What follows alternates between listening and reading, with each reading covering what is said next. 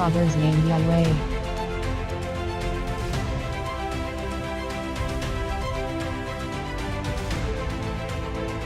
Restoring the Messiah's name Yahshua.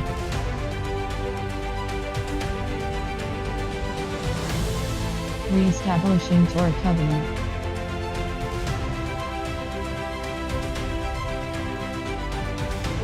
Preparing the bride.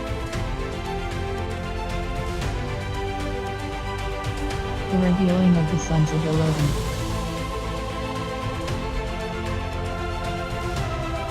Prophecy.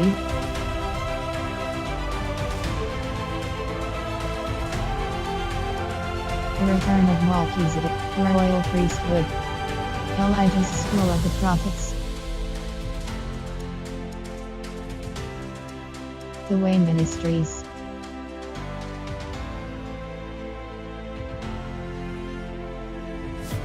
A return to the Philadelphian spirit.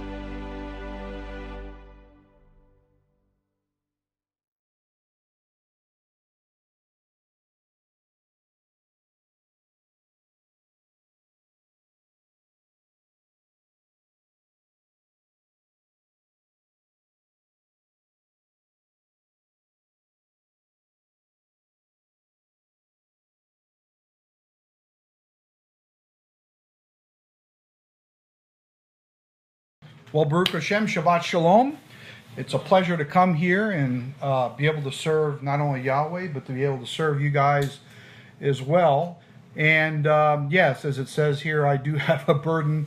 This message has been probably a month in the making, and I'll explain that in a minute. But let's go ahead and open in prayer, shall we? Abba, Father, we just want to bless you and thank you again for this Shabbat and this meeting that we have together, where we can fellowship and share with one another and give testimonies to your greatness in our lives. And so, Abba, Father, now I come against every unclean spirit that would seek to cause any kind of issues in here, because this is your sacred ground, and we are your servants here to listen to your word. And I pray, Abba, that this word will go forth, and it will convict, and it will admonish, and it will inspire, and also give some hope, Abba, for what lies ahead of us as the body of Messiah. So I pray, Abba, and thank you in the name of Yahshua HaMashiach for everybody here. Bless them, Abba. Bless them in his mighty name. Amen. Hallelujah. All right, so I've been kind of looking forward to this, because lately I've been sensing that Yahweh is kind of starting to take me in a little bit of a different direction. And what I'm sensing Yahweh is where he's taking me from in the past. As I had spoken to John and Joyce a little bit earlier this morning, I had said to them that in the last several years, what I've noticed is that I've been spending 80% of my time to get a 20% return. And that's not good. And I'm more about spending 20% of my time to get an 80% return. That's a whole lot better. And so what I'm discovering is that in the body of Messiah, there's a lot of people who are time stealers. They will steal your time, they'll steal your energy, they'll steal your resources, and they do nothing with it. And so I feel more and more like Yahweh is trying to get my attention to start speaking more specifically to those who are going to be the bride of Messiah. Hallelujah. And the others are going to get taken care of during the tribulation period. But for those who really feel like Yahweh's calling them up to a higher standard and a higher calling, those are the ones I'm trying to get to, because the messages I've been giving are not sinking in to the general population of believers. And I believe there's a good reason for that, which I won't necessarily get into too much today. And so that's the burden that I've come with. And the reason why I'm coming to this point is because I've been getting experiences more and more from people, I guess you guys probably get it as well, where people are just not really on board with Yahshua. And they're playing all kinds of games, and they're playing the game of when they get called out in a situation, they want to blame you for why they are the way they are, and they don't want to take personal responsibility of growing up in the body of Messiah and being accountable and responsible for their own behavior. And so behavior is a very, very dangerous thing when it's misguided, especially in the body of Messiah, because it affects a whole lot of people around you. Now, this destructive behavior that we see going on is only going to begin to intensify itself more and more. We see it out in the secular world. Unfortunately, we had a man who was distraught about the political system, and he went and he shot up a bunch of people. And so people are beginning to lose it. And I believe that whatever you see out in the world, you will see the same kind of things going on in the body of Messiah. And we're told in so many various scriptures that persecution will begin to happen. Brother will rise up against a brother, and they will offend one another, and they'll turn each other in, and so forth like that. So what am I saying? What I'm saying is that we need to begin to understand not only what prophecy says in general about these particular types of people, but what we need to do is we need to start beginning to make sure that we have our own house in order and straightened out, and that we have a very narrow focus about where we're going as believers in Yahshua. And we're going to also have to position ourselves and get ourselves in a place where we can deal with these kinds of dysfunctions that are increasing in the body of Messiah as they are also out in the world. And so in recent months, I've become increasingly disturbed by the behavior of many people in the body of Messiah. Outright lying, deception, no personal responsibility for their actions, want to blame me for why they're having the problems that they're having. And I can go on down the line, and I'm not going to belabor too much of that. But I've got written here a story that I want to illustrate. I think that'll kind of paint a picture of something here. I'll tell the story this way. It basically is about a young, angry man. This goes back, the setting is maybe a few hundred years ago. He lives in a little village. And this angry young man just goes around all day long. He's just as angry as can be.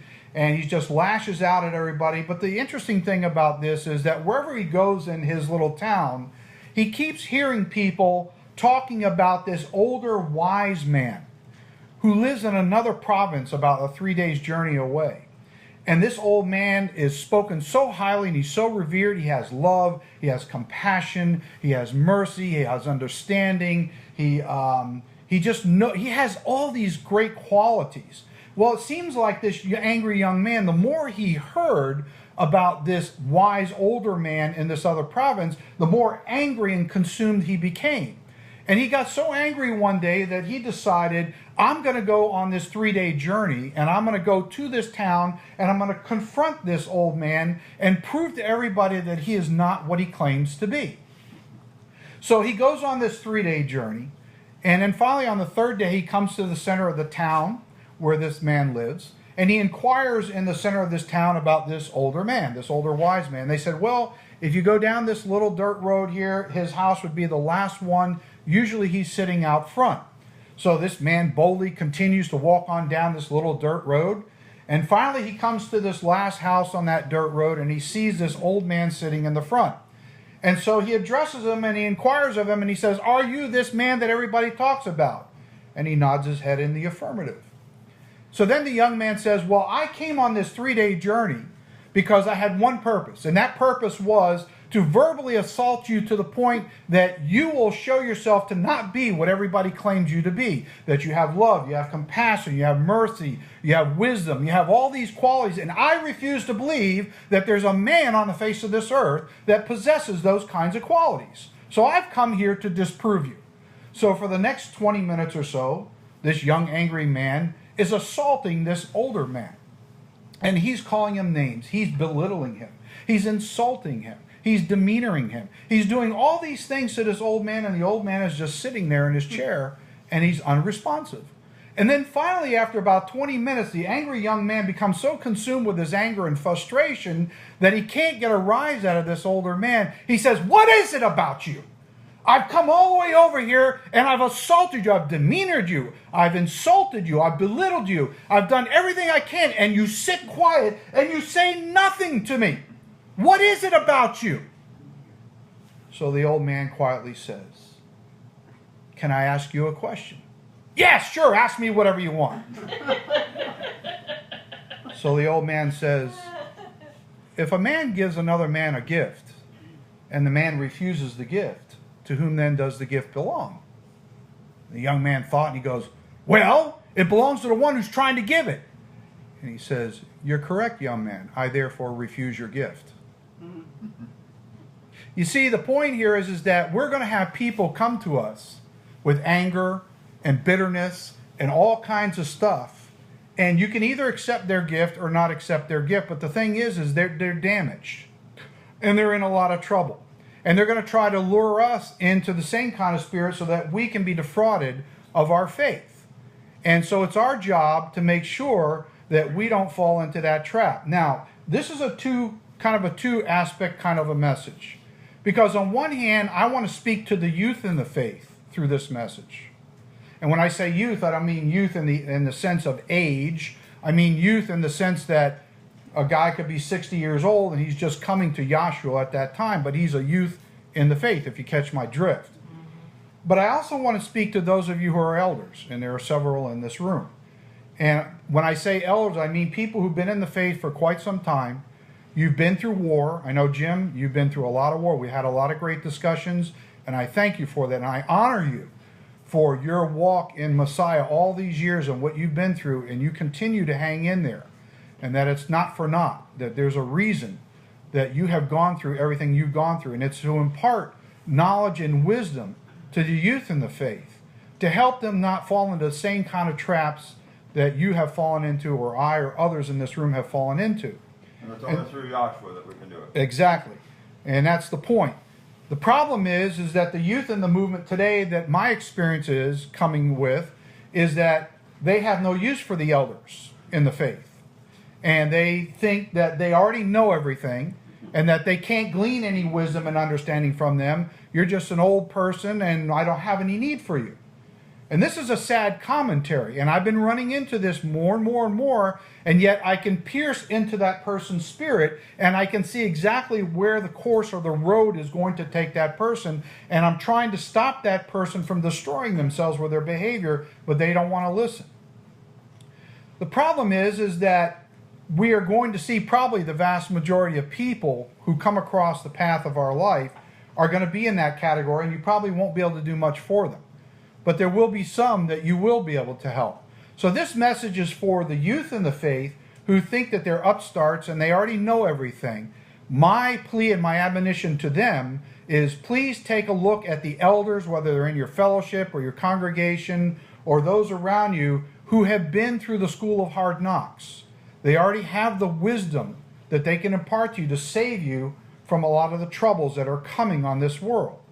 And for the elders to not lose heart, because I know for myself, the things that I experience, as I just talked about with these kinds of people, it tears at your heart. Because you know already where that person is going. And you know that their life is going to be destroyed in the path that they're going. And yet sometimes you feel powerless that you can do anything to stop it because they have a mind of their own and they're going to do what they want to do and the way they want to do it. Thank you very much. And so it's a very arrogant type of attitude. And so it's a shame that they don't want to be mentored by the elders. So my admonition to you elders is don't lose heart. Hold your ground. Stay doing what you are called to do. And don't let all the stuff you going on around you discourage you from continuing in that faith. So I want to encourage you elders to continue to be the moral high ground, so to speak, the banner of righteousness when you meet up with these kind of people. And you tell them exactly like it is. And if you have to put a boot up their rear end, then you put a boot up their rear end if it's called for. Because really, quite frankly, I'm a very blunt, in-your-face type of person. Try to do it mercifully, but there does come a point where you have to kind of grab a person and shake them into their senses. And you have the knowledge and the wisdom and the maturity of years to know when that is applicable. So, the title of this message today is, what is the message? What did I do with it? I'm sorry. And He will turn the hearts. He will turn the hearts is what the name is. And we're going to start off in Malachi chapter 3. And we're going to go through this. And this is the falling away from the Torah. And I believe this is where we're going here. Now, I'm going to take a little bit of liberty in this teaching. I'm going to bring out some scriptures some of you maybe have glossed over and never really thought much about. And I'm going to use them as a metaphor to illustrate a picture. I'm hoping I can paint a certain kind of picture using these kinds of scriptures, which I'll get to in a little bit. But let's start in Malachi chapter 3 in verse 13. And it says, your words have been harsh against, which is kazak. And kazak in the Hebrew is courageous strength. Courageous strength. Now, for somebody to have courageous strength against Yahweh is somebody who's got to be arrogant. Because somebody who thinks that they got strength against Yahweh, that's pretty arrogant. So this is kind of mind frame where what Yahweh is talking about here. Towards me, says Yahweh, yet you say, what are you kidding me? How have we spoken against you? And this is what their response is. So it's like, you're accusing me of this? Really? Are you serious? This is what you think I'm saying against you? So this is the response that he's getting from what they're saying. Verse 14, you have said, it is useless and destructive to serve, to keep in bondage of Elohim. What profit is it that we have kept by hedging around with thorns and guard as the blackish ones who have sackcloth before Yahweh of hosts? So this is a person who's basically saying, what profit is there in me serving Yahweh? It's a miserable life. It's a difficult life. Hardly anybody around me walks this life the way I do. I'm like a loner, a sojourner on this earth. This is a difficult path. So where's the profit in this thing? So let's move on. So now we call the proud, arrogant, presumptuous, arrogant ones blessed. For those who do wickedly are raised up. They even tempt by investigating how to circumvent Elohim and go free. This is what I'm finding with the youth that I'm dealing with today. I confront them about stuff, and they want to say, I want the easy way out. I don't want to have to stand here and do the hard thing that you're telling me that I'm supposed to be compelled to do. So they want to water down kind of Jesus moment, so to speak, so that they don't have to be held accountable for their actions. Yet the choices that they're making is taking them down a road that's going to cause them a lot of problems, and it's so hard to get them to stop. But it's almost like they've become incorrigibly wicked, and yet they claim to believe in the Messiah. So we have a real dilemma in the body of Messiah today. We are greatly outnumbered. And it's a really, really sad thing. So let's move on. Verse 16, then those who feared with moral reverence of Yahweh, you guys here. You guys are the ones that fear Yahweh, because you won't tempt Yahweh in the way that this individual here is tempting Yahweh. With moral reverence of Yahweh, spoke by pricking their ears to one another. So it's kind of like iron sharpening iron.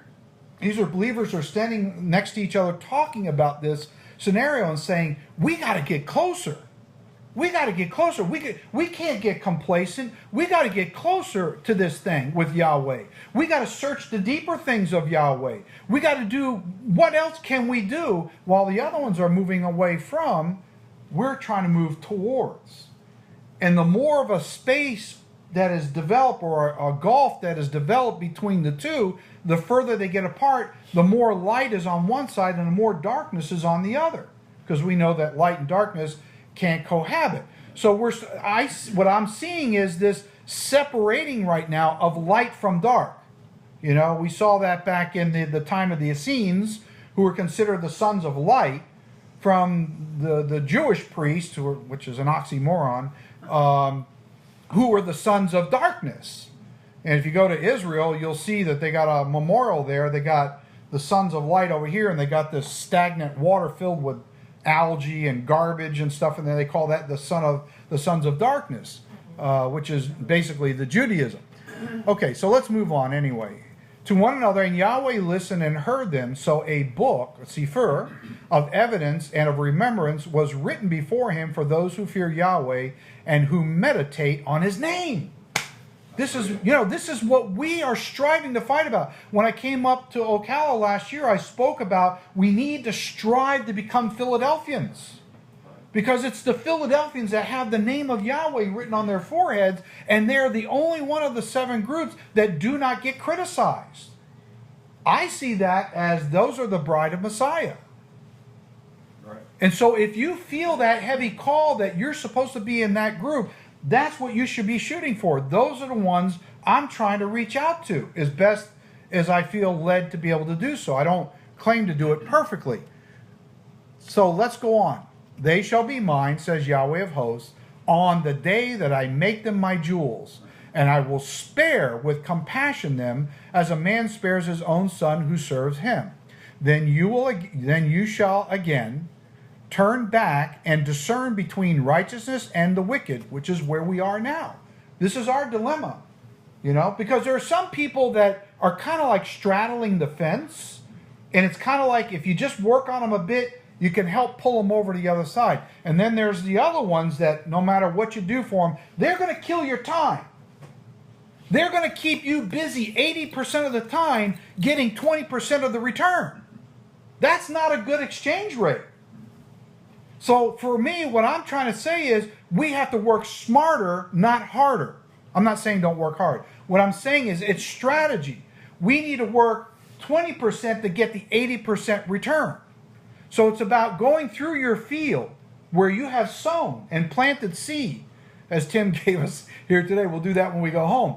And look at that and nurture that field in a way that will give you the return of harvest that's best for you and best for the glory of Yahweh and Yahshua HaMashiach. So this is what we got to do. We got to use wisdom. And now with the age that we're in and all the things that we've been through, we need to think smarter. That's what I'm trying to get to. Between ones who serves Elohim and the one who does not serve him. So there you go. He's telling us right there, we got to be able to discern. And there are some people who are really, really good at what they do. They'll make you believe that they believe in Yahshua, and maybe at some level they do, but they'll steal your time. They'll steal your energy. They'll drag you down. They'll wear you out. They'll choke the word out of you. And if you don't use a little wisdom about how to deal with that person, you're going to have a problem. You're going to get wore out. You'll get frustrated. Frustration is not a great place to be. And so we have to be cognizant of how we're going to do it, because I really believe, I think we're getting really, really close. I'm not going to get into prophecy per se, but I think we're really getting close. And the things that I feel the Ruach is saying, at least to me, and what I sense he's saying to you, is that these things are all happening because they're warning signs. That we got to get our houses in order and make sure that we're walking that narrow path. Hallelujah. And the more narrow we walk that path, the more light is spread to others around us. And some are going to come and some are going to persecute. Some are going to come after you. Some are going to tell you things that's not going to be very nice. But that's okay. It's like the old man. I don't accept your gift. I know who I am in Messiah. Yeah. I know who I am. And there's not a thing you can do to me. Hallelujah. Yahshua has given me power over serpents and scorpions, which is what you are. I did a message on that about a month ago. He has given us that power. Okay, let's continue on Malachi chapter 4 now, verses 1 through 6. And it says, "For behold, the day is coming, burning like an oven, and all the proud who are arrogant, yes, all who do wickedly, will be stubble as dry straw."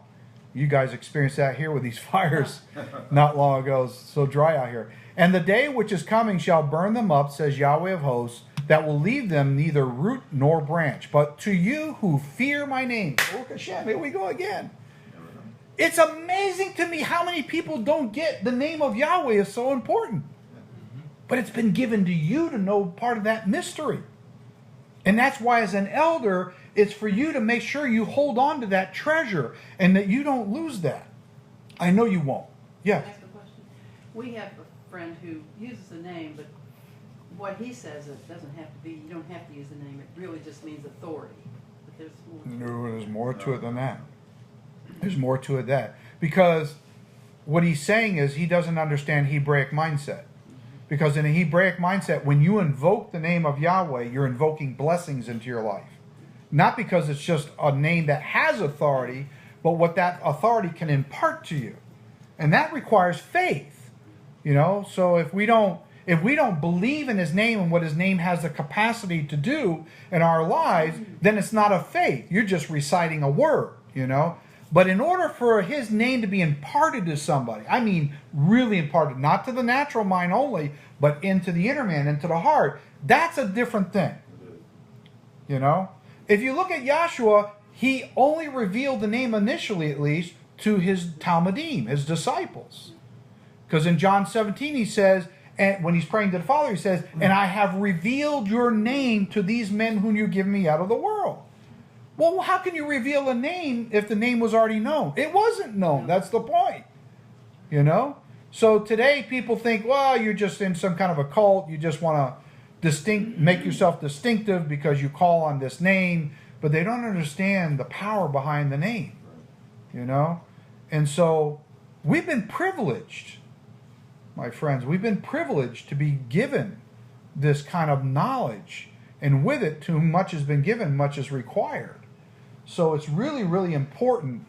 And I know in my heart of hearts that what I sense from you guys is that you've gotten the taste. You have the taste. And nobody's going to be able to take that from you. Because you wouldn't be around still today unless you didn't have that taste.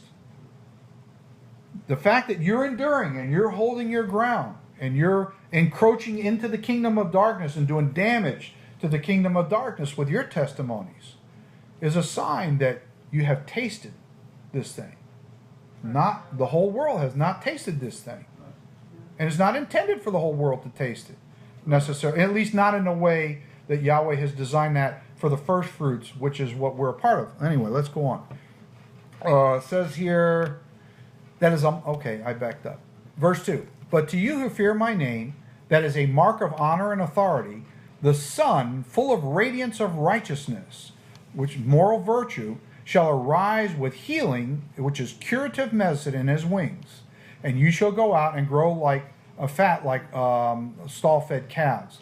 You shall trample, which is to squeeze the juice out of the wicked, who are condemned, for they will be ashes under the soles of your feet on the day that I do this, says Yahweh of hosts.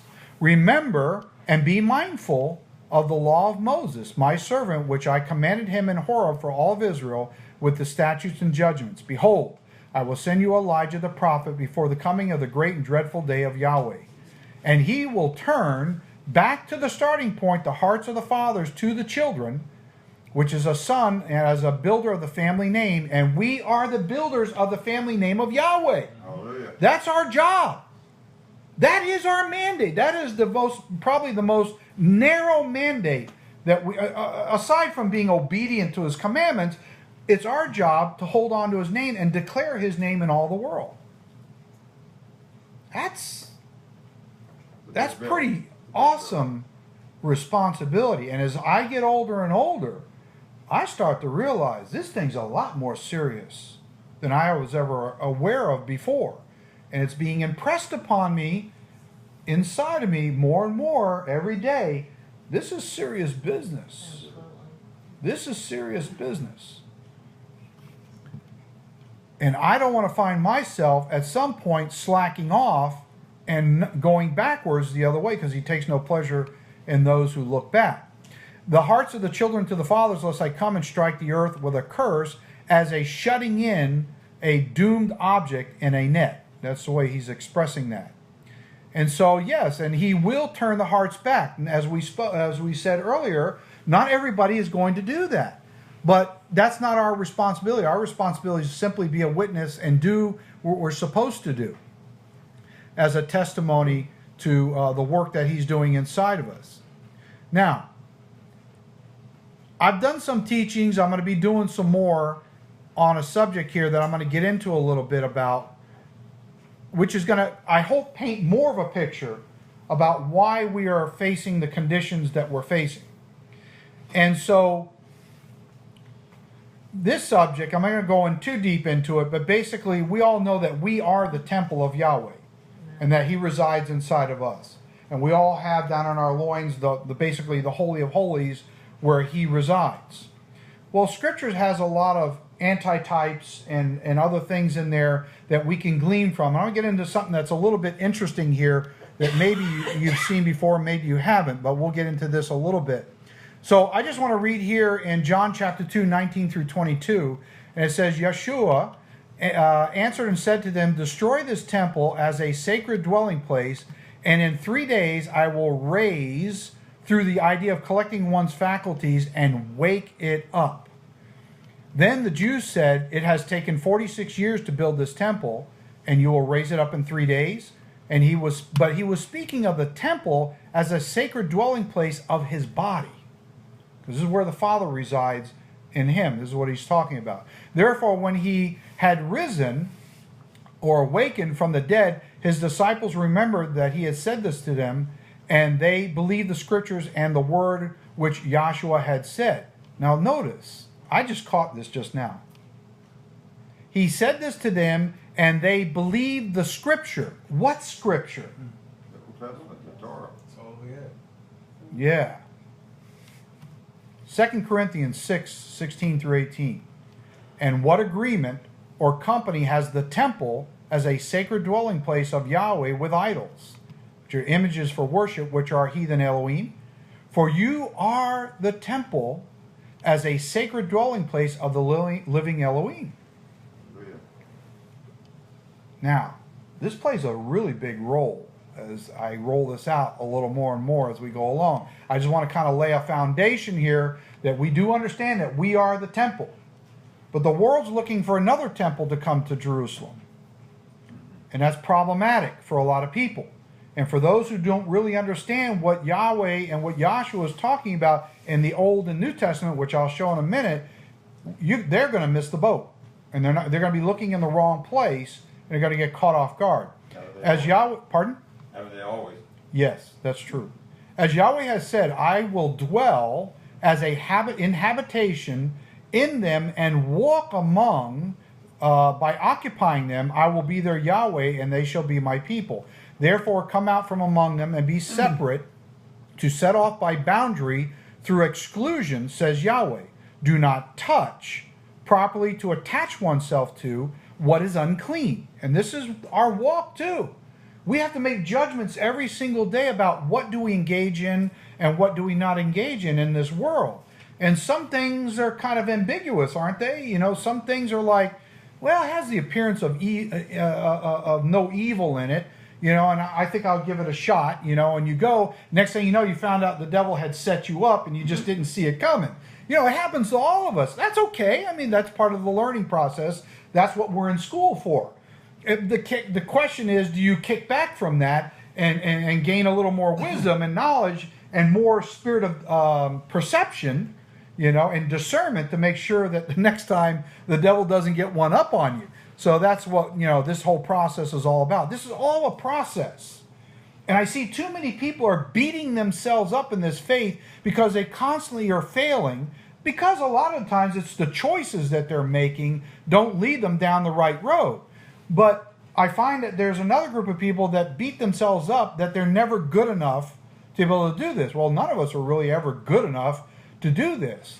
So, you know, people develop these complexes where they have low self-esteem in the body of Messiah, and they never aspire to what he intended them to be.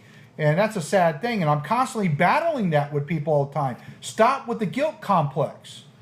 You messed up. You made a mistake. Acknowledge it to Yahweh and move on. Don't get bogged down in that thing, because the devil wants you to have a guilt complex, and now you become your own Messiah. Because you believe that Yahshua cannot liberate you from that which you're embroiled in, so now you become your own Messiah. I had one guy leave our fellowship because of that. He sat there and he's telling me about all this stuff going on, and after about 20 minutes, he says to me, he says, so what do you think is my problem? I said, well, I'll sum it all up into one concept. It's about concepts. You've become your own Messiah. And he looked at me and he goes, what did you say? I said, you've become your own Messiah. He goes, what does that mean? So what it means is you won't turn it over to Yahshua. You've taken this on for yourself, and you've burdened yourself so much to the point that you have become your own Messiah. Sitting up on the throne of your own heart. There you go, Baruch Hashem. Very good. Very good. That's exactly right. And he left because he couldn't deal with it. He didn't want to deal with it. So, you know, unfortunately, he's gone. And I hope one day he'll turn himself around. And Yahweh will restore him back. But, you know. If you're a believer, Yahweh will put the demons on him and he'll come back. Yeah. okay, properly to attach oneself what is unclean, ceremonially or morally foul, and I will receive to impute favor to you. In 2 Thessalonians chapter 2, 1 through 15. Now, traditionally, this scripture has been looked at, and I'm not negating this, so I want you to stay really clear and focused about where I'm going with this, because I'm going to take a little bit of liberty here. But what I want to do is I want to see if I can help you expand this scripture a little bit beyond what's been traditionally explained in this set of text. Traditionally, we see this as a temple that will be built in Jerusalem, and the man of sin will go in and sit in it. Okay? And I'm not negating that. Let's just keep that off to the side for the moment. Where I want to go is where I've already laid out the legalities here. The legalities is that we are the temple of Yahweh. I'm going to prove this point further as we go down the road. Stay with me. We are the temple of Yahweh. And what I believe what Shaul is really trying to get across, aside from the physical aspect, is that the spirit of lawlessness will come and sit inside our temple. And he's warning them about not allowing that to happen. Yeah. Let's go through the text, and I'm going to give some Old Testament examples also. Now, brethren, huh? I was just speaking a lot of complacency. A lot of complacency, exactly. That's the whole gist of this whole thing where I'm going. Now, brethren, concerning the coming of our Master Yahshua Messiah and our gathering together as a complete collection to him, a complete collection. One first resurrection on Yom Teruah. You know, not different people going up at different times. At least that's the way I see it. To him, we ask you not to be soon shaken and toppled to the point of destruction in mind or troubled either by spirit or by word, through preaching or doctrine, or by letter, as if from us, as though the day of Messiah had already come. And, you know, I'm not going to get too much into that, but basically there were some in that day that they were being told that Yahshua had already come, and they missed the boat. You know, you don't want to miss that boat, and so they were alarmed by that. So he's trying to settle them down. Let no one deceive through seduction in its completeness of you by any means through their style of communication. For that day will not come, and I put here not in the original, this blue. When you're going to see in the blue, it was not in the original text. But at the end of the day, it doesn't really change the main sense of what he's trying to get across anyway. So it's not a big deal. I just put it in there as a note. That day will not come unless and before the falling away, which is a defection from truth, comes first. And the man of sin, of illegality, who is in violation of law, which is the Torah, is revealed by taking off the cover and disclosing the son of perdition, the one who is destined to physical, spiritual, and eternal ruin or loss. Now, do you see all this writings in your Bibles? I don't think so. I haven't met anybody yet that has. But when you're looking at the Greek, this is what it's actually really saying. Now, I take liberty, as I said before, of adding some adverbs, some nouns, pronouns, so that it sounds grammatically correct, but it doesn't change the gist of the impact and the picture that it's trying to get across with that word. Who oppresses and exalts above measure of himself, above all that is called by boasting in or speaking of Yahweh. That is worship. That's us. So this guy is going to proclaim himself to be something of Yahweh, and he's going to try to magnify that persona above and beyond what we worship Yahweh as. It's kind of like he wants to overpower us and overtake us in his persona and what he sees himself as. In other words, he's really filled with himself is what it is. Giving devotion to him so that he sits, and now it says in the blue, this word is not in the original, the word sits is not in the original, should read, he is as Yahweh. That's what should actually be there. But again, it doesn't really change much anyway. As Yahweh, Yahweh is not in the original.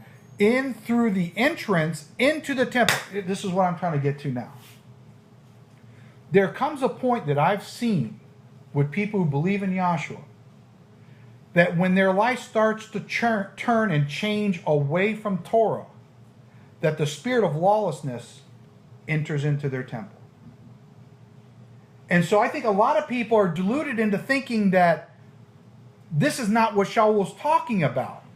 That he's talking about simply about a physical temple where this man of sin will go and enter in. And yes, okay, that's going to happen. But what he's trying to get to is he's trying to talk about, you better be really careful, because this spirit of lawlessness is always trying to get into your temple. And it's trying to defile the Holy of Holies to push the Ruach, Yahweh himself, out.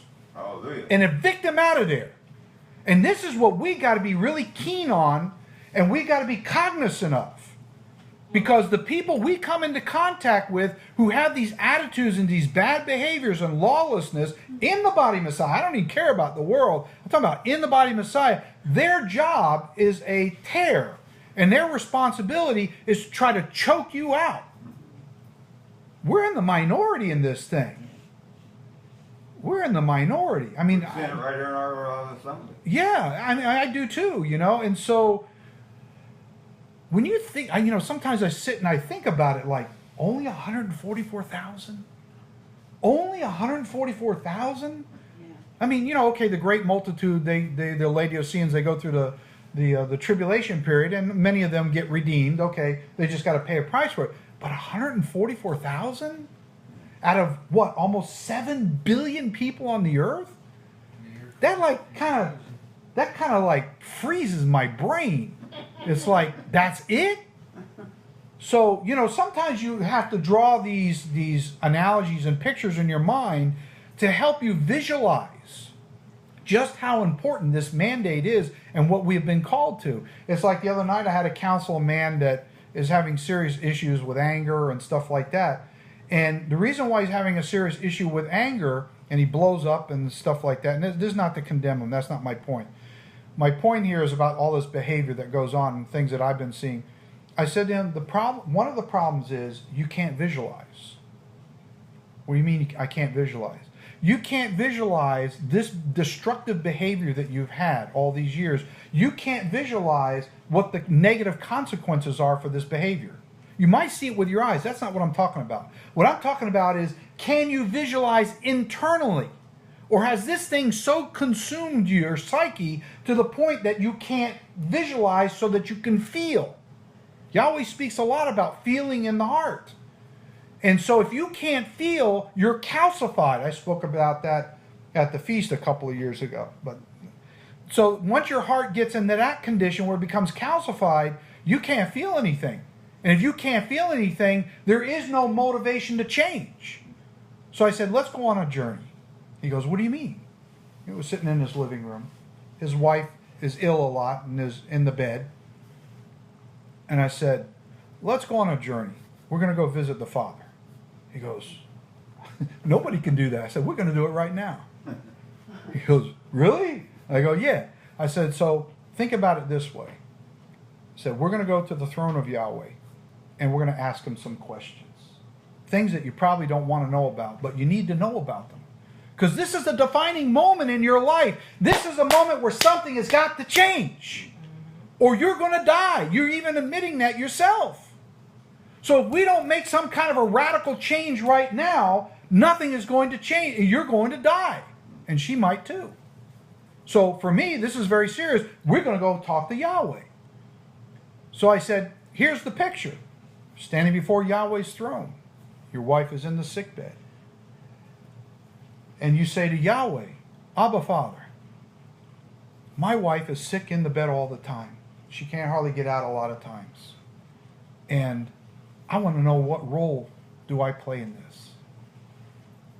And then Yahweh says to you, all this anger and fighting and bitterness and unforgiveness and resentment and all this stuff that you behave and indulge in on a daily basis and make this thing so stressful for her, women can't handle that kind of stuff, you're destroying your wife.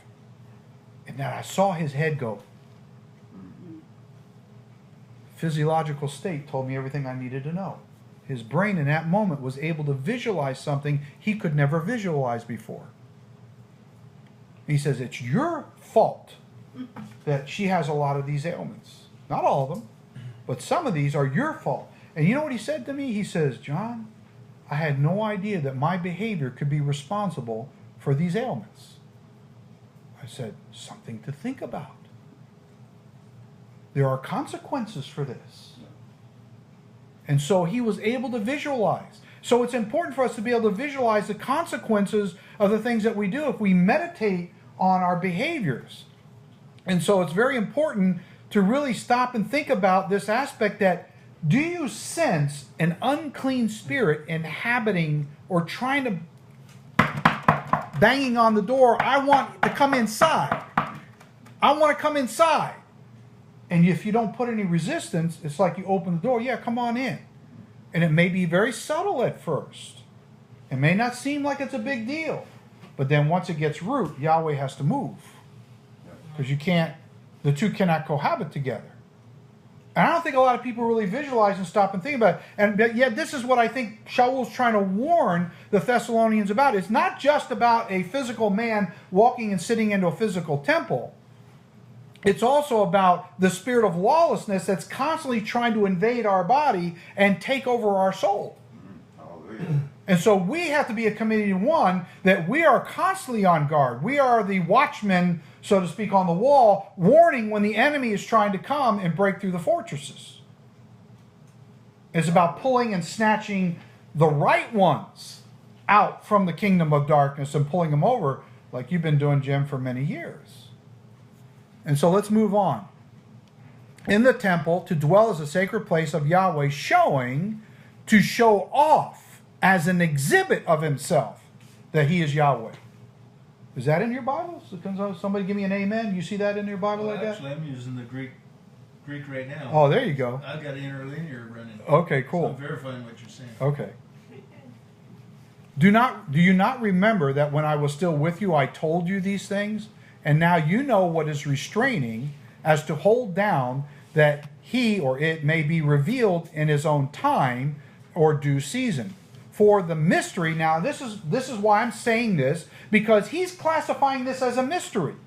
Well, it's no mystery to most people out there who at least have some understanding of this, that there's going to be another temple built and a man is going to go sit in there. So what's the mystery? Because I think Shaul is talking kind of in a double language here. For the mystery of silence for those not initiated into religious rites of lawlessness is already at work. It's already at work. So here we are almost 2,000 years later, 1,900 plus years later, and there's no man of sin on the scene yet. He's probably alive, but he just hasn't manifested himself as such yet, okay? But Paul's talking way back here about this thing almost 2,000 years ago.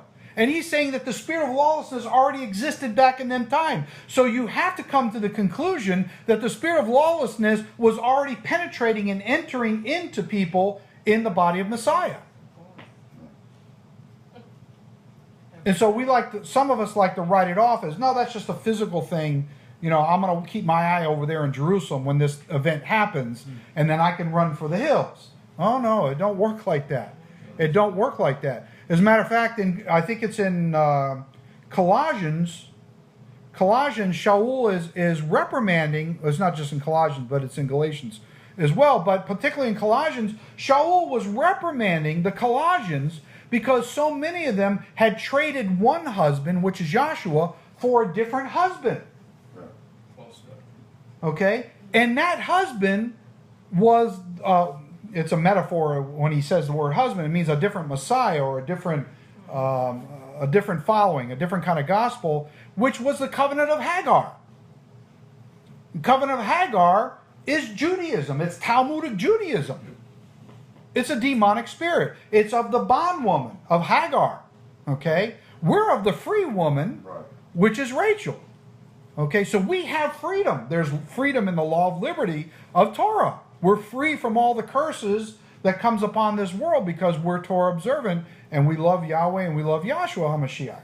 And so he's so mad with them because I espoused you to Yahshua and you trade him in for the covenant of Hagar over here.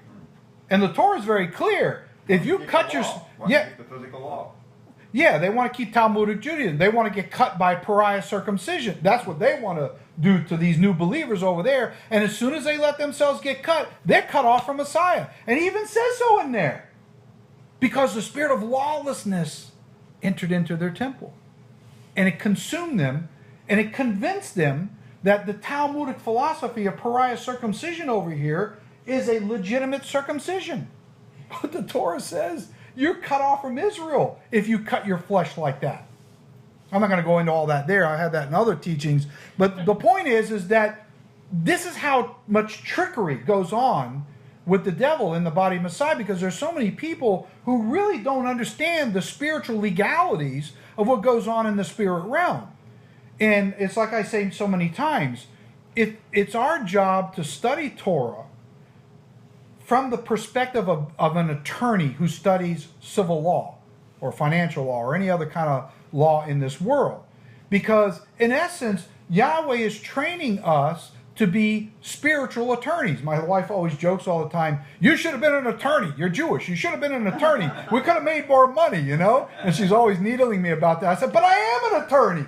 I'm just an attorney for Torah, you know, that's all.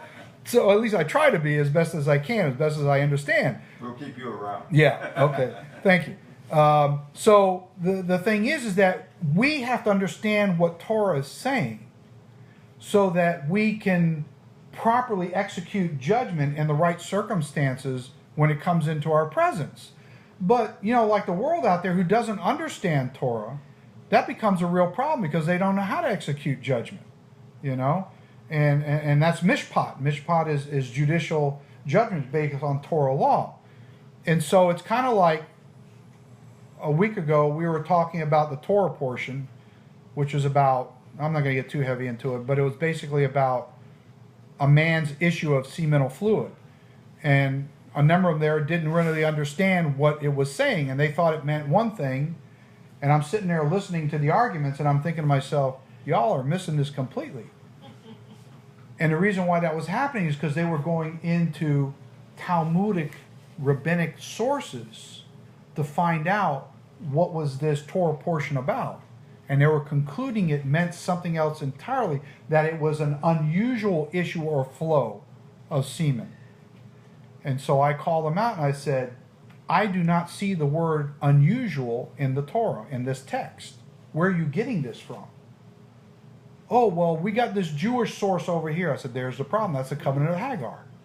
They inserted the word unusual. You know what Yahweh says. Don't add to my Torah and don't take away from. Hallelujah. You're adding to it. False Now prophets. this takes on a completely different flavor. Yeah. And so I had to explain.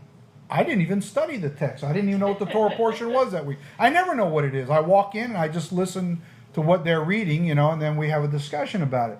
I said, this is about a young man who is probably not married, is highly sexually aroused on a regular basis, and can't relieve himself. And I don't want to get too much into it, but basically there's a difference between seminal fluid and semen. And so he's having a problem of sexual arousal, and he's constantly leaking seminal fluid, not semen, but seminal fluid out, and it's running down his leg, and he's unclean. So he's got to go through this ritual and so forth. So my point is that without the Ruach, if we're going to rely on Jewish sources to explain these things to us, we're going to arrive at a different conclusion about what's going on in this text. I mean, come on, man. If we're the ones that have been given the Ruach that will, lead us into all truth? You know, if we can't figure this stuff out, we're the most pitiful of all people. The one following that put Yeshua to death. Yeah, exactly. So it behooves us to really be able to study and be open to listening to what the Ruach is saying to us about these matters. Okay. I got so far off of this, I forgot. Okay. Lawless is already at work, actively see even now. Only that which now restrains as to hold down fast will do so until he comes into being and is taken from among them and is taken out of the way. Verse 8, and then the lawless, a Gentile not subject to Jewish law, and this does not Talmudic law, this is talking about Torah, but this is the way they wrote it in the Greek, but we all understand. one will be revealed. Sorry, this is mistypo here. This was supposed to be changed. So please forgive me for that. I missed that. Whom Yahweh will consume, take away violently with the breath of his mouth, and destroy with the brightness of his coming. The coming of the lawless one is according to the working of Hasatan, with all power, signs, and lying wonders, and with all unrighteous deception among those who perish. So it's for us to be able to figure out who's perishing, who's bearing the fruit, who's showing the darkness, and who's bearing the fruit. So it's about being smart and spending the right time with the right kind of people, because the devil is going to constantly try to bring you people that is not going to serve you well and distract you from the ones that Yahweh really wants to help and needs to help. And Jim, I mean, you're a perfect example here of this, helping out Nick. I mean, this is a beautiful thing. Not many people would do this. So that's a real testimony as to not only your conviction, but the fruit of what Nick is doing. He's doing all these, ministries in the prison and helping people there. So this is what it's about, you know. You helped out a guy that we're starting a ministry in Jamaica with, Yeah, I see what's going on. Around to start with. Yeah. So there you go. It develops fruit, and that's what it's about. Confirmation we're all in the same tree. Yeah, exactly. There's no way I could have left that room without sewing something into that. It's just Yahweh's just saying, you ain't gonna leave here until you put something on the table. That's it. I'm not boasting it. I'm just saying, when I see it and it's authentic, I know it. And besides, nobody in their right mind would do that anyway. Right? You're not in your right mind, huh? And for this reason, Yahweh will send them a strong delusion, a straying from orthodoxy. See, this gets back to what I'm saying. You don't have to have the man on the scene. But the spirit that makes one stray from orthodoxy, which is Torah, is a spirit. And so what I've tried to say to people over the years is that the man of sin will not show up until his harvest is ready. When the world gets to a point, and many so-called believers, I'll say that, have gotten to the point where this spirit of lawlessness has entered into them, then he has his harvest ready. And now he's going to show up and harvest it in the same way that Yahshua is going to come back and harvest his first fruit harvest when he has completed the work of all the Laodiceans, and the bride naturally is in the place of safety and prepared for that point too. So each one is expecting a harvest. So I say that my belief is that the man of sin has not shown up yet because the spirit of lawlessness has not done its full work yet. And once enough people have been deluded, and enough people who have been called to Messiah have been deluded, that's when I believe we're going to see this thing start to take place. So until then, we just have to keep an eye out. That they should believe, have faith in the lie. So it's a perversion of faith, because instead of believing in Yahshua, the faith is going to be believing in, I don't need the Torah, I don't need to do this, I don't need to do that. And it starts off very subtly, like I was saying before, with people that I've been dealing with. I told a person not long ago, I said, you are so far away from Torah in its basic premise that you're in a huge amount of trouble. And they looked at me like, well, I love the Torah unconditionally. I said, you're full of crap. I said, you can't even love your wife what the Torah tells you to love your wife unconditionally. You can't even do that. So if I look at that evidence, that tells me you don't have unconditional love for Torah. So we have to be able to phrase things and say things to people that shuts their mouth, where they have no legal argument to support the position they're in, but instead convict them against themselves that what they're doing is wrong. And I'm not going to stay here and play this game with you. I'm telling you personally, I'm done with this foolishness. Yeah, I am. I'm done with this foolishness. Now, I'm not talking about doctrine that's not salvational. Some of that stuff, you can twist that in different ways. Okay, but that's a different discussion. I'm talking about the core trunk of the tree stuff. That is the basic. You got to be able to start there. A lot of these people aren't even starting there. They've already gone out onto the end of the branches already, and they're in a lot of trouble.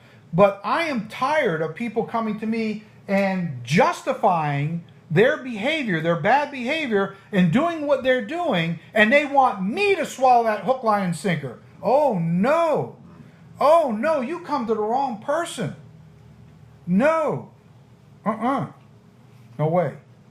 And so I believe that as the world becomes more defiant, that becomes a measuring rod for us to become more defiant on our side. You will have to hold your ground even more.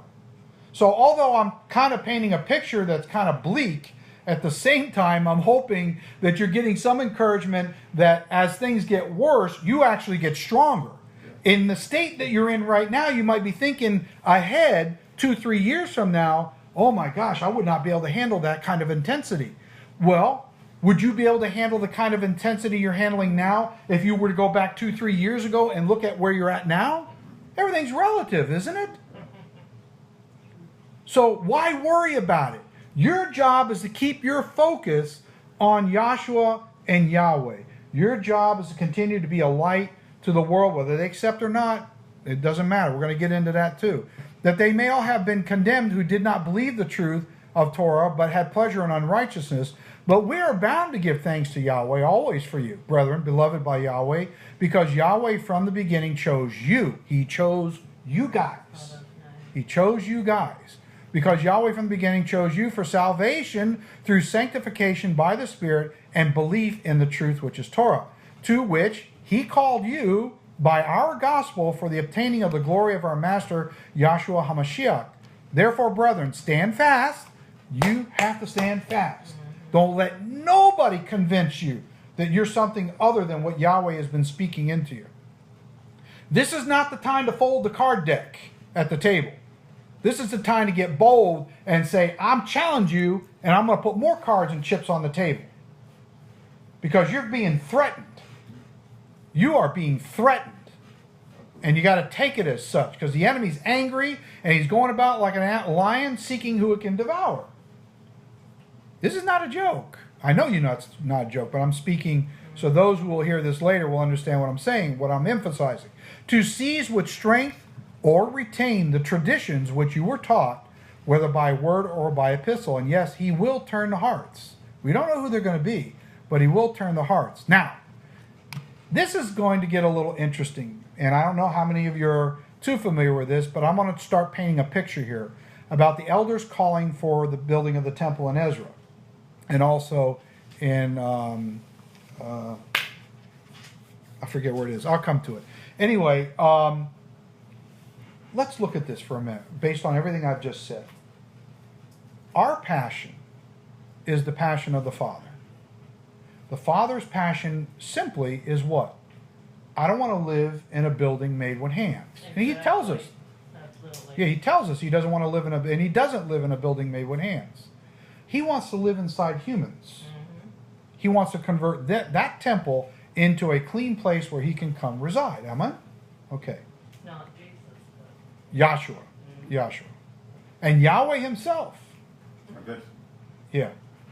So, with that being said, if that's his heart, and that's the heart of Yahshua, then certainly that should be our heart. And I think the very fact that we're out there sacrificing our time, our resources, and putting ourselves out on the line, so to speak, to try to help people, instruct people, and it comes in a lot of different ways.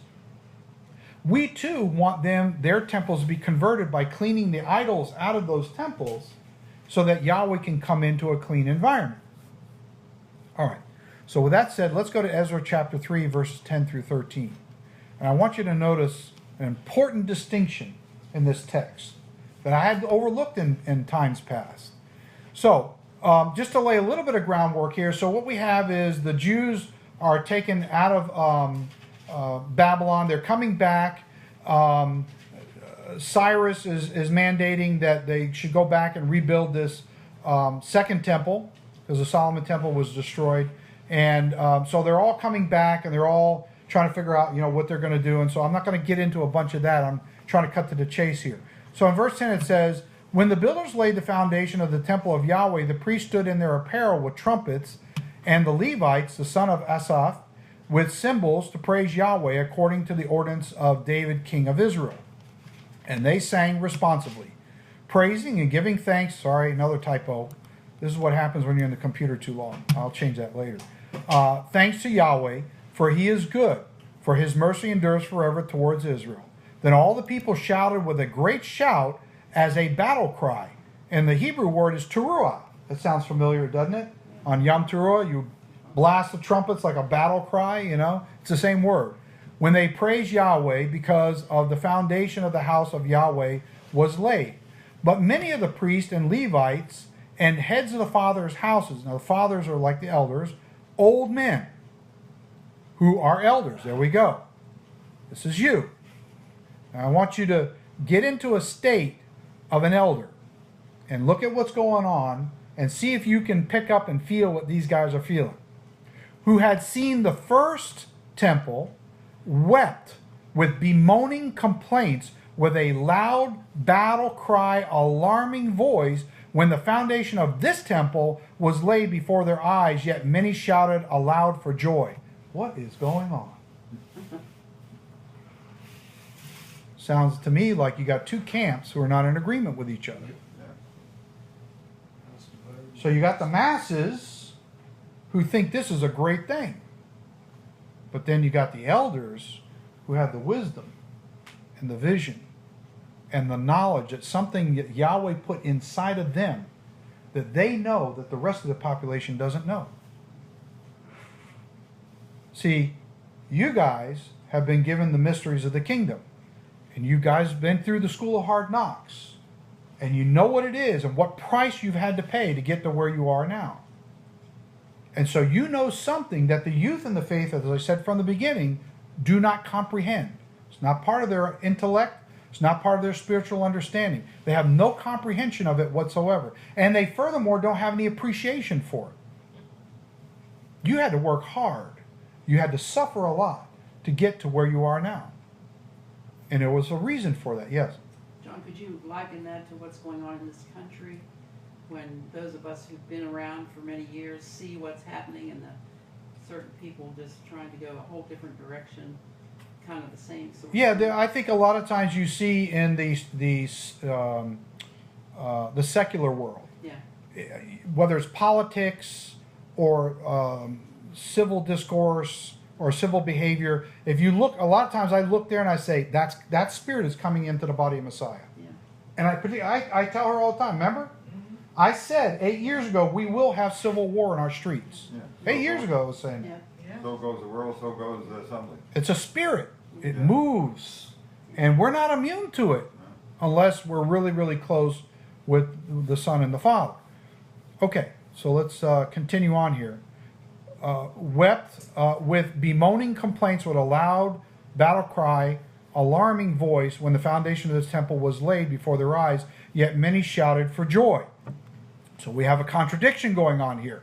So apparently these elders are not happy with what they're about to do. The funny thing about it is when you read through all this, and it's chapter after chapter after chapter, you got to kind of put them all together because some of it's in Chronicles, some of it's in Haggai, some of it's over here. And you got to kind of put it together. But what you start to see is that Yahweh's hand was in them building this temple. He said he would. But you know what? Yahweh didn't say he was going to inhabit it. So the general population is shouting for joy because they're going to build this temple and they're going to start sacrificing the animals on Yom Teruah for a whole year and then lay the foundation of the temple the following year on Yom Teruah or the day after. They wouldn't do that on Yom Teruah. And the problem is within that year they all started becoming corrupt already. And so they're focused on a physical building, but Yahweh, we know from history, there's never been the Ark of the Covenant in the second temple. And if there's no Ark of the Covenant, no mercy seat, Yahweh has no place to sit. Does he? Heart's closed.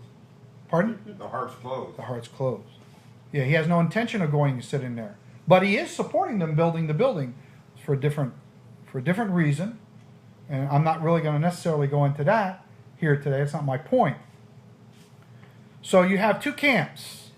You have the elders who know something that Yahweh's put inside them that they're not happy about with this event. And you have the other population that thinks it's the greatest thing since bread and butter, so to speak. So let's move on. So that the people could not discern the noise of the shouting of joy from the noise of the weeping that was overflowing of the people. For the people shouted with a loud shout to the point of splitting the ears. That's in the Hebrew. To the point of splitting the ears, and the sound was heard afar off. These people were ecstatic. And so we have many, I'm drawing a type now, we have many who are coming into the body of Messiah who, in a sense, their temples are being constructed. But in many cases, Yahweh is not living in them. Because it's filled with so much defilement. And so in contrast, what's really happening? What's happening is Yahweh is using the elders who've been through this hell on this earth for so many years, and he's cleaning the idols out of us little by little, and we're getting more cleansed and more cleansed, and his presence is growing inside you, and you can feel this birth as his seed has germinated inside you, and you're seeing things, and you're feeling things, and you're experiencing things, and you have more power, more discernment, more gifts of the Spirit than you ever had before. Hallelujah. That's a sign. And yet, this younger generation, in contrast, is coming in saying, I don't need you from nothing. I got it all figured out. I have the Sabbath. I have the feast days. I have the kasherut, the dietary laws. Probably not going to touch tithing because that will touch my personal money, you know. So I'm not going to do that. But I'll do the other stuff. Even the Christian is more righteous than them when it comes to tithing. But the point is that you see a temple, but you don't see the presence of Yahweh in that temple. And that's what's going on here. There's going to be a temple. There'll be no Ark of the Covenant in there. And there'll be no presence of Yahweh in there. I missed that altogether. It won't be in there. Yahweh's showing us something here for us in this end time. There's a parallel for this. There's a reason for this. I'm going to get into a little more. It'll become more clear. So let's look at Haggai chapter 2, verses 3 through 9. So Yahweh asked this, breaking in. Who is left among you who saw this temple and its former glory? Talking about Solomon's temple. And how, talking about this one. No. The first temple, Solomon's temple, I'm sorry. And how do you see it now? So he's asking the question. So he's saying, who's left among you? He's going back to these elders. They saw the Solomon's temple. This new generation that's shouting for joy, they didn't see that temple. And they didn't see the Shekinah glory. And they didn't see all the miracles that was going on that was emanating from that temple out of the Holy of Holies. They don't have any clue as to what that is. But these elders knew. They had what? The taste. They tasted something that this younger generation had no conception of whatsoever. So they had no appreciation. If it was me and I saw all these elders over there crying, I go to these elders and say, why are you guys crying? But there's nothing in the text that says they inquired as to why they were crying. Let's move on. In comparison with it, is this not in your eyes as nothing? It's, in other words, in the Hebrew, it's kind of like, it's insignificant. It's just going to be a building. But it ain't going to have the stuff in there that was in the other one. Yet now be strong, Zerubbabel, says Yahweh, and be strong, Kazak, and courageous, Joshua, son of Jehoshaphat, the high priest, and be strong, all you people of the land, says Yahweh, and work, for I am with you, says Yahweh of hosts. So today, you have this generation who's trying to work at being perfect in the Torah, and they can't be perfect in the Torah. You can't be perfect in the letter of the law. And I see a lot of people who are going to Talmudic Judaism to try to do Talmudic law into the Torah and mix the two together, which I spoke about in the feast a couple of years ago. And they have the covenant of Hagar. They're trying to mix it in with the gospel message. And they're trying to do that work, but it doesn't work. It's going to be a temple. You are a temple, but I won't be in there. And you're not going to see my glory in there. And if you don't see my glory in there, you're not going to see my works in there as well. You're not going to see my face. Exactly. They can't. All he asked was, he said, be perfect, for I'm perfect, is that he's asking for the intent to be perfect. That's all he wants. Good, very good point.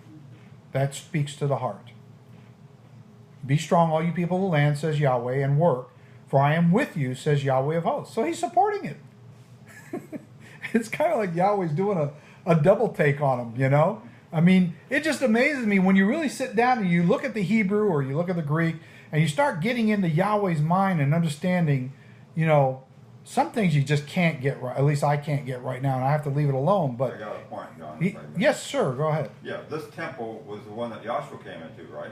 Yeah, the second phase of it, Yeah. because it got destroyed by Artaxerxes, I think it was, Yeah. and then Herod refashioned it. Yeah. You know, But his son was coming to this temple. the what? Joshua was going to worship in this temple eventually. Yeah, it became a house of prayer. Yeah. But Yahweh didn't dwell in it. No. Yeah, and that's the important distinction. Okay, verse 5, according to the word that I covenanted with you when you came out of Egypt, so my spirit remains among you, do not fear. Wow, you know, it's like, what a contradiction.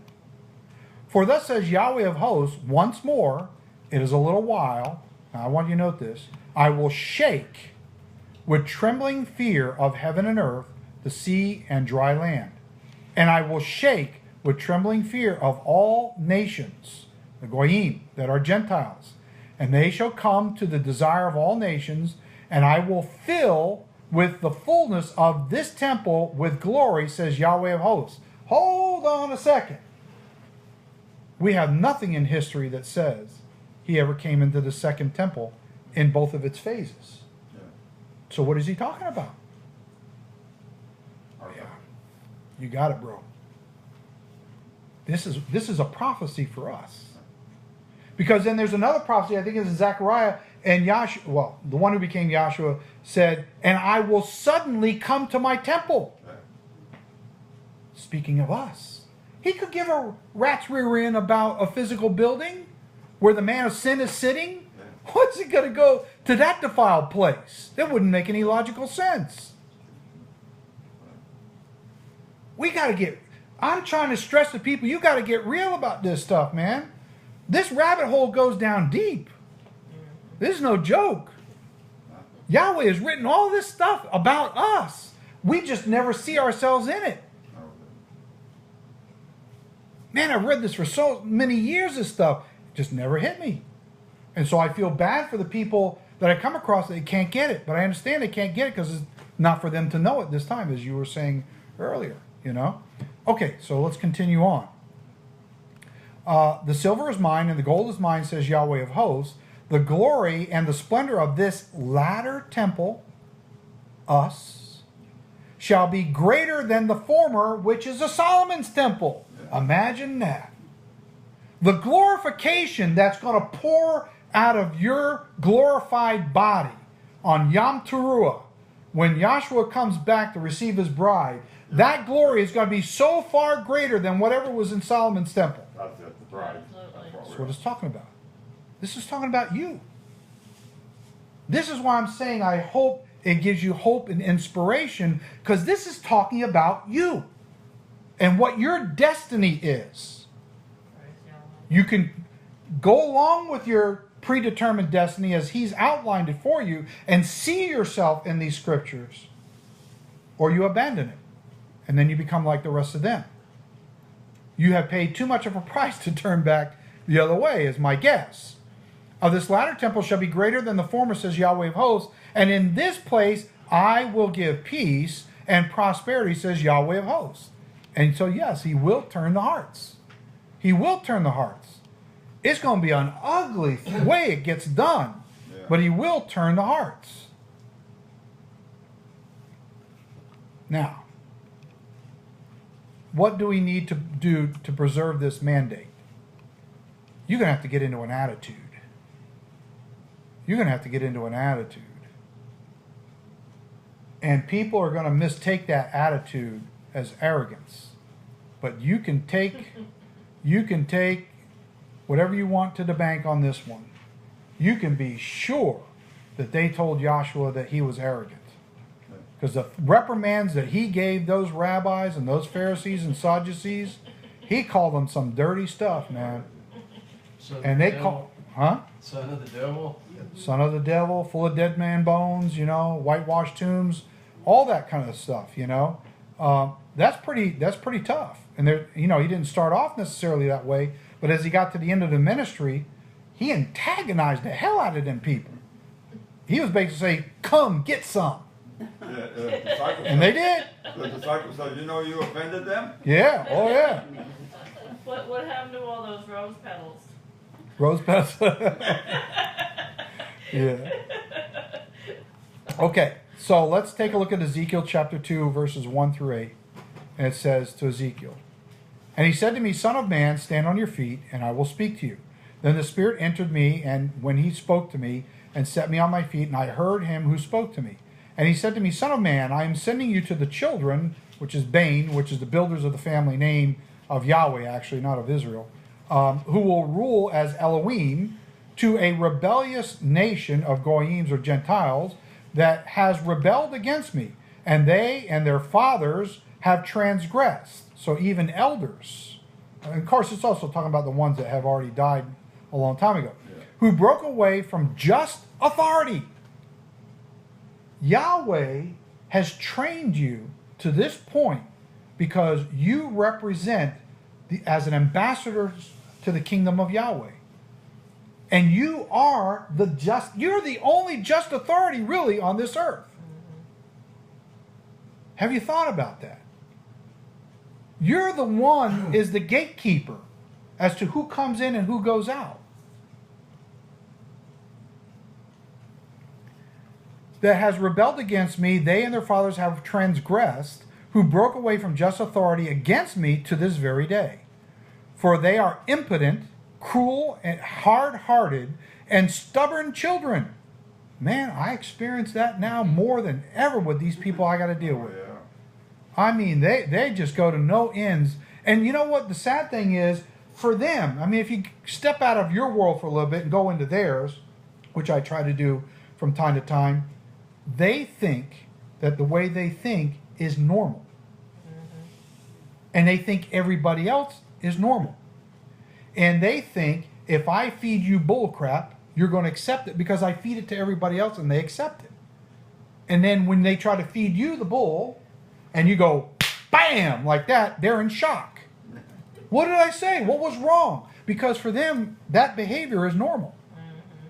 Whereas our behavior is normal and your behavior is abnormal. And it won't be tolerated here. So the tolerance levels start to change. And that creates conflict. It creates persecution. You know, I don't need to go down the line. Division. It goes on down the line. Verse 5, and as for them, whether they hear Shema with intelligence, the Shema means with intelligence, Sure.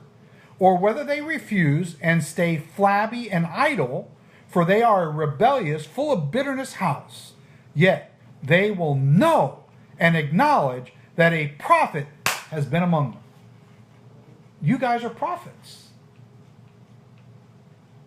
Have you ever thought about it? A prophet is not necessarily a person who calls fire down from heaven. Although that can happen. My wife does it to me all the time when I misbehave, you know. But the thing is that first and foremost, a prophet's job is say, this is the way, walk you in it. Teach the word. Return back to the Torah. Return back to righteousness. And if you don't, then I'm going to open up a can of whoop ass on you, so to speak. Okay? And then that's when the calamities come. But, you know, the idea is that you basically stay away from that. First, it's this mercy. When mercy has exhausted itself, then mishpat, judgment, comes into the picture. And that's when all hell breaks loose in that person's life. So, what am I saying? What I'm saying is that the words come out of your mouth are supposed to be prophetic. You're supposed to embrace a prophetic mantle and a prophetic spirit, so that when your words go out, they're not just words, but they're words with the power and the authority of Yahweh's name behind it to influence change. That's the purpose. And you have to visualize and see yourself in that role. You're not just a Sabbatarian. You're a lot more than that. And so for many years, I know I just thought of myself as a believer in Messiah and a Sabbatarian.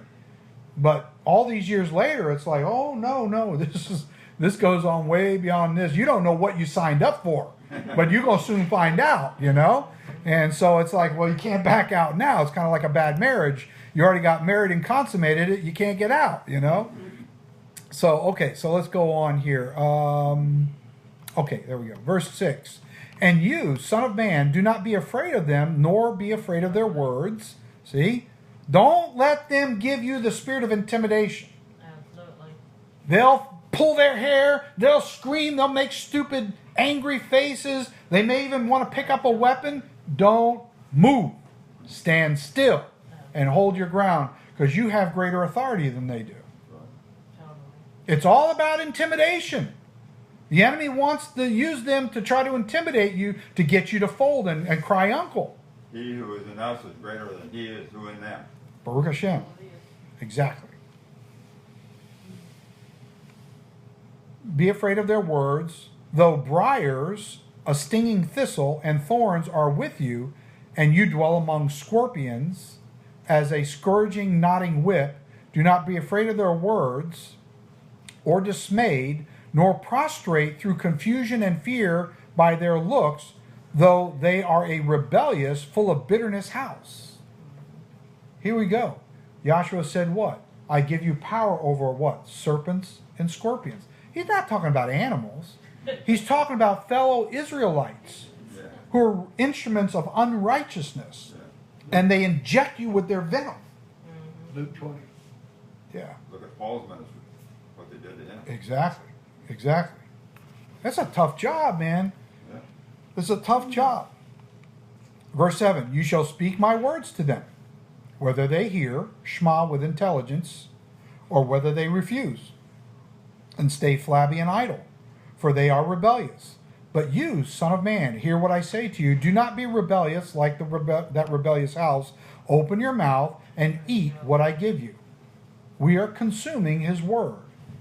And his word is sweet in our mouth, but boy, when it hits the belly, it's like, oh my, now I got to do this with the word, and then the butterflies want to build, and the nervousness, and all the negative characteristics we say ourselves. Like Moses says, my speech is not good. I can't go speak to the Pharaoh and all this stuff. And Yahweh says, don't worry, I'll be your mouth, So, once that word goes down in the stomach and now you got to apply it, that's when the nervousness comes into the picture.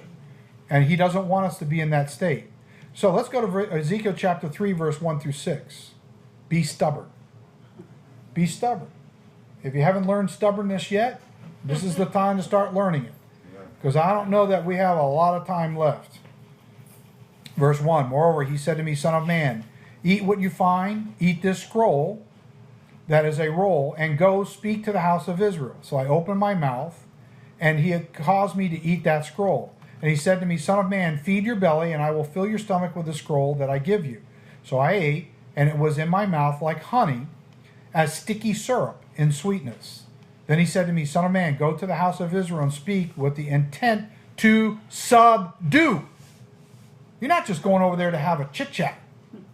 You're going with a divine purpose, a mandate. I'm going to conquer and overthrow with what I'm about to tell you. That's a prophetic mouth. With my words to them. For you are not sent to a people of unfamiliar speech and of hard or stupid language, but to the house of Israel. Not to many people of unfamiliar speech and of hard language, whose words you cannot understand or shema or hear with intelligence. Surely I had sent you to them, they would have listened with intelligence to you. Behold, I have made your face strong, kasak, loud and violent, against their faces, and your forehead strong, and kasak, loud and violent, against their foreheads. In other words, you are going to be more stubborn than they can even conceive of stubbornness. Your stubbornness will break their spirit, and they will not be able to put it back together. Yes, exactly. He's going to put that inside your forehead. He's going to make your forehead really hard. And here we go. Like adamant, that is a pricking and a scratching stone, harder than flint that is used as a knife, I have made your forehead. Do not be afraid of them, nor be dismayed, Break down and prostrate yourself at their looks, though they are a rebellious house, from bitterness of that house. Moreover, he said to me, Son of man, receive into your heart all my words that I speak to you today, and hear with your ears, and go, get to the captives who are in exile, to the children of your people, and speak to them, and tell them, thus says Yahweh Elohim, whether they hear or whether they refuse, as idle flabbiness. Then the Spirit lifted me up, and I heard behind me a great thunderous voice, Blessed is the glory of Yahweh from this place. And yes, he will turn their hearts. He has put the power, he has put the authority in you already. It's for us to realize just what that is. It's for us to tap into that source and be cognizant. I like to say spiritual sensory acuity. You become so sensitive to what's going on in the spirit around you that you can feel what's going on. Absolutely. And you know what's going on. And you have perfect clarity about what you're to do and what you're to say and what you're to speak. And how you're supposed to do it. Sometimes it might be soft, kind, merciful. And other times, you have to hit hard. Because depending on what kind of a spirit is in that person you're dealing with, determines what kind of authority you have to take over that circumstance. So I hope that this message was enlightening. I hope it was encouraging. And I hope that it in your own unique circumstances, it was able to help you see yourself maybe in a way that maybe you didn't see it before, or enhanced the way you've already seen it, and it just brought it to a whole nother level. And so we're in for a fight. This is going to be a difficult time ahead. But as the scripture says, the present sufferings of this age is not worthy to be compared to the glory that's about to be revealed. And if you can keep yourself focused on that over there, this will seem insignificant. Many of us, I'm sure, can look back in our life, and we can look back, I'll just say like when we were 8 or 9 years old, and we had something traumatic going on in our life, like somebody in the neighborhood stole your bicycle. And that was the end of the world, wasn't it? You know, that was the end of the world, and you didn't think you were going to be able to handle that, you know. But really, when you look at it back now, it's so trite, isn't it? It's like, come on, man. My wife. Huh? It didn't have to be my bicycle, it was my wife. Oh, that's another thing altogether. But the point here is that when you look back, it seems so insignificant. And so when we get into the kingdom, we're going to look back and we're going to say, why didn't I do more? I knew I had the capacity to do more, but I pulled back. I was a little intimidated, or I didn't have perfect clarity about this particular situation. But now looking back, if I would have just done this or that or the other, this could have been another notch in my belt, so to speak. But, you know, hindsight is 20/20, and that will happen. But the main thing is not to get hung up on that. The main thing is to celebrate the fact that you are the bride of Messiah. You are the elders. You made it.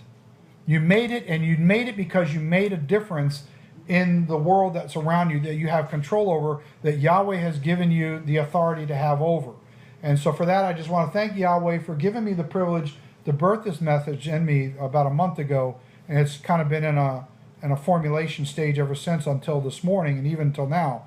And so I just want to thank him for allowing me the privilege to be able to articulate it as best I can. And so I hope it profited all of you guys. And so let's go ahead and close in prayer. Abba, Father, we again just want to thank you for this Sabbath and the fact that your word can speak encouragement to us and give us more clarity. And for certain, Abba, I have no doubt in my mind whatsoever, not only are you going to use these people here to do great works for you, but Abba, I know that you're going to pour your Ruach on them, and things that they wish to do for years and years and years is going to come so easily for them, Abba. It's just going to come, and I pray, Abba, and I speak right now, that your gifts and your fruit of your Spirit will just unload on these people in this room, and you will bless them with every good thing that they so deserve and need to have in order to do the ministry that they are doing. So for that, Yahweh, I just thank you and I bless you as we go our separate ways. Bless everybody as we've tried to bless you here today. In Yahshua's mighty name, amen. I want to say that it was pinpointed right straight to us, to this assembly, and I know it'll fit other